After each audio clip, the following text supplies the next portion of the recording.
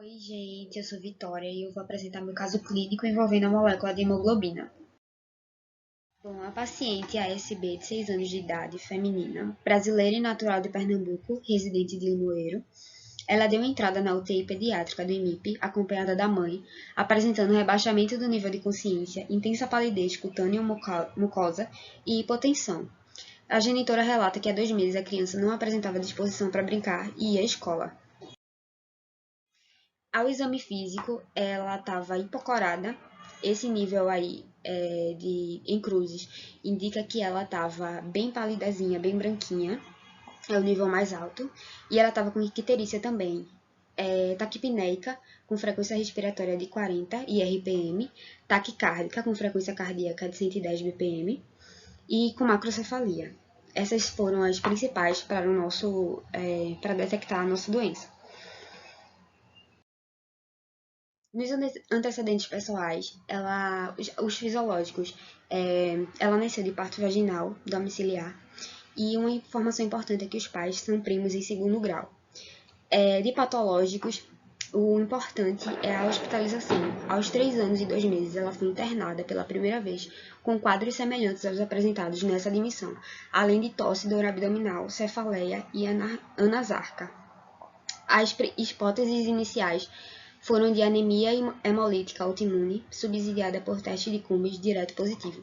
A paciente foi encaminhada a um ambulatório de hematologia pediátrica por melhora clínica após corticoterapia e hemotransfusão. No entanto, o prosseguimento do tratamento e da investigação foi interrompida pelas condições econômicas para custear o deslocamento e as medicações.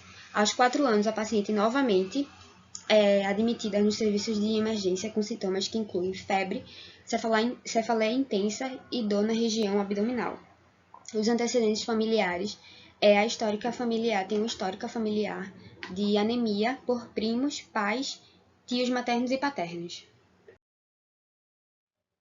Nesse momento, partimos para a hipótese da doença. Devido ao histórico da paciente e da família, a principal hipótese levantada foi de alguma talassemia. Talassemia, que é a doença hematológica que compromete a hemoglobina. Para entender melhor, eu vou revisar um pouco a hemoglobina bem rapidamente. Ela é uma proteína de estrutura globular e quaternária, tendo como principal função o transporte de oxigênio dos pulmões para o tecido. Ela é composta pela conjugação do grupo prostético contendo ferro, denominado M, a cadeia polipeptídica da globina. Aí o que acontece? Cada molécula de hemoglobina é formada por 2 pares de subunidades idênticas às cadeias de globina, que é a cadeia de globina tipo alfa e a cadeia de globina tipo beta. As combinações entre as cadeias tipo alfa e as do tipo beta vão originar diferentes moléculas de hemoglobina, conforme essas junções que acontecem no decorrer das fases de desenvolvimento humano, desde o embrionário até a fase depois que a criança nasce, o pós-natal.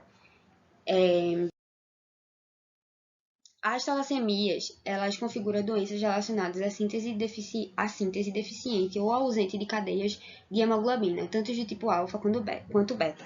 As talassemias fazem parte do conjunto de doenças hematológicas hereditárias, que resultam em anemias de grau variáveis ocasionadas pelo ritmo anômalo da síntese das cadeias polipeptídicas que compõem a hemoglobina.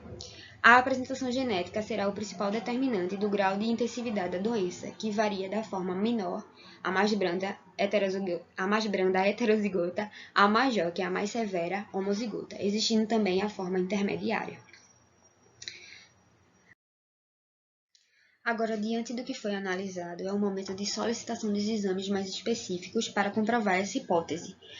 O hemograma, quando foi solicitado, o resultado deu que evidenciou que ela estava com anisocitose, que é quando o RDW se encontra aumentado, podendo ser visto no esfregaço sanguíneo uma grande variação do tamanho entre as hemácias. Ela estava com microcitose, que indica que as hemácias possuem um tamanho menor do que o normal, e reticulocitose, que é uma condição anômala do tecido sanguíneo. Além do ferro e ferritina, os resultados darem muito acima do esperado.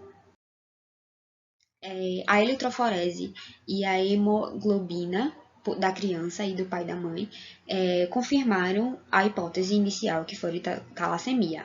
E também dá para indicar o tipo de talassemia, no caso a da criança, talassemia major.